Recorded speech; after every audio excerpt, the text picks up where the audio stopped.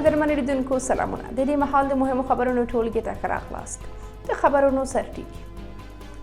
د امریکا مرستو ته د طالبانو لاسرسی. سیګار وایي چې واشنګټن روان کال د طالبانو تر واک لاندې افغانستان سره 815 میلیونه ډالر مرسته کړې. د هیوادوالو د کډوالۍ زیاتوالی. نصیر احمد فایق وایي چې په افغانستان کې د یو ټولګډوني دولت جوړېدل د افغان کډوالو لپاره دوامداره حل لاره ده. افغانستان کې د طبیعي پیښو له کبله د رامنځته شویو ګواښونو د کمښت لپاره د ژغورنې نړیوالې کمیټې هڅې. او د اورګاډي په تمځای کې چاودنه. په بلوچستان کې یو ځانمرګي برید 26 کسان ووژل او لسګونه نور یې ټپیان کړل. بشپړ خبرونه. د افغانستان د بیا رغونې لپاره د امریکا ځانګړې څارونکې اداره یا سیګار وایي چې امریکا د روان کال له پیله تر دې دمه د طالبانو تر واک لاندې افغانستان سره 815 میلیونه ډالر مرسته کړې ده. دغه ادارې د شنبې ورځ د ایکسپانډ له لارې په یو خپاره کړي بیان کې لیکلي چې دا پیسې افغانستان ته د بشري مرستو د وړاندې کولو په موخه ورکړل شوي دي. د سیګار په وینا امریکا د طالبانو تر واک لاندې د افغانستان تر ټولو ستر تمویلونکی دی. د راپور پر بنسټ امریکا په تیرو 3 کلونو کې افغانستان او افغان کډوالو ته 21.8 میلیارډ ډالر ځانګړي کړي وو. په خبرپاڼه کې راغلي چې د دې پیسو 3.3 میلیارډ ډالر په افغانستان کې د بشري او پراختیایي مرستو لپاره ورکړل شوي او 3.5 میلیارډ ډالر بشرپاله مرستو صندوق ته لیږل شوي دي. د دې ترڅنګ له افغانستانه د امریکایي ځواکونو د پخوانیو همکارانو د لیږد لپاره 8.1 میلیارډ ډالر او همداراز 15.35 میلیارډ ډالر د هغوی بیا میشتېدو لپاره ځانګړي شوي دي. که څه هم امریکا طالبان په رسمیت نه پیژني، خو په تیرو 3 کلونو کې د دغې ډلې تر واک لاندې افغانستان سره د بشري مرستو په نوم میلیارډونه ډالر مرسته کړې ده. له دې مخکې سیګار ویلي وو چې د دې مرستو ډیره برخه د طالب چارواکو جیبونو ته ځي.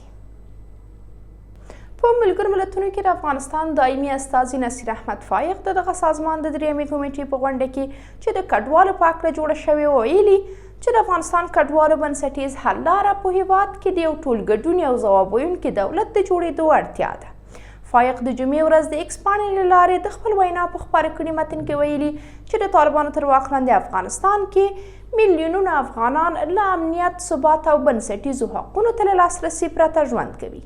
په ملګرو ملتونو کې د افغانستان دایمي استازي په وینا پر هیواد د طالبانو له واکمنېدو وروسته 1.8 میلیونه نور افغانان د دغې ډلې لخوا د تاوتریخوالي، اقتصادي ننګونو او د بشري حقونو د سیستماتیک سرغړونو له کبله ګاونډیو هیوادونو ته پناه وړې ده. دغه په خبره په ګاونډیو هیوادونو کې د پناه غوښتونکو شرایط ناوړه دي او د تیر کال له سپټمبر راهیسې یوازې د پاکستان څخه 233,000 پناه غوښتونکي هیواد ته راستانه شوي دي.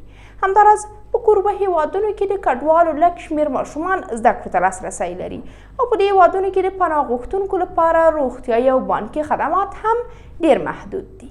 د فایق د معلوماتو پر بنسټ په افغانستان کې د ملګرو ملتونو د کډوالو عالی کمیشنرۍ د بودجې له 90% کمښت سره مخ ده. دا څرګندونې په داسې حال کې کیږي چې ایران او پاکستان له تیر یو کال راهیسې د افغان کډوالو د ایستلو بهیر چټک کړی دی.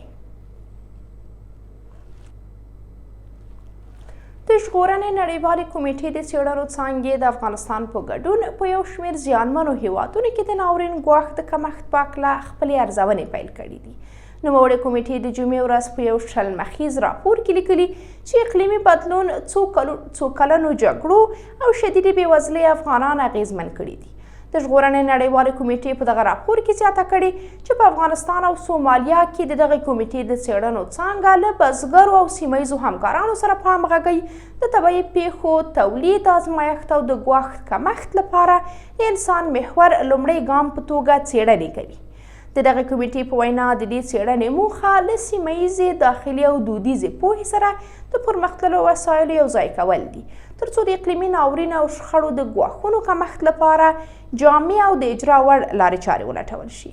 د راپور پر بنسټ په افغانستان د طالبانو له واکمنېدو وروسته په هیواد کې د طبیعي پیښو له کبله رامنځته شوی اقتصادي ناورین پراخ شوی دی. د دغه راپور له مخې په افغانستان کې د تیرو 10 کلونو وچکالۍ تر ډیره د کرنې سکتور اغېزمن کړی او په هیواد کې د خوړو توکو د نه خوندیتوب زیاتوالی لامل شوی دی.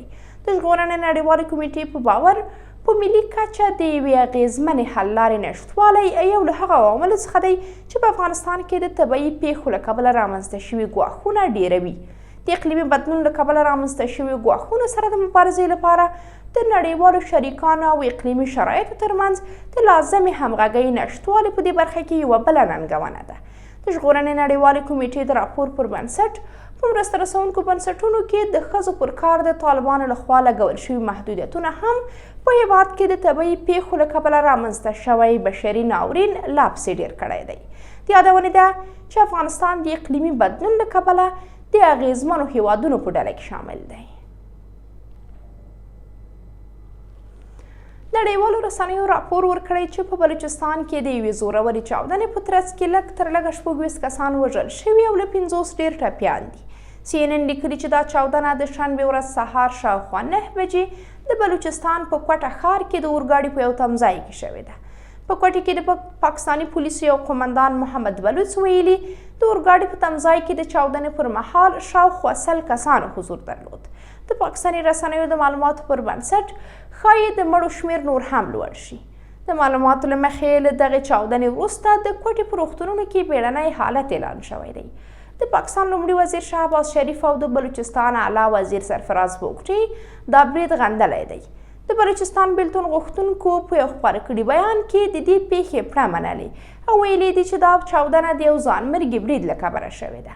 د یادونې ده چې په دې وروستیو کې د بلوچ بیلتون غوښتونکو په ګډون د پاکستان دولت ضد وسلوالو لخوا د دغه هیواد پر پوځ بریدونو زور اخیستی. د روانې میاشتې په لومړیو کې په بلوچستان کې د نجونو یو ښوونځي ته څیرمه د چاودنې له امله 7 کسان وژل شوي او 15 نور ټپیان. قدرمنو لیدونکو دا زموږ د دې مهال مهم خبرونه. تر بیا د خدای په امان.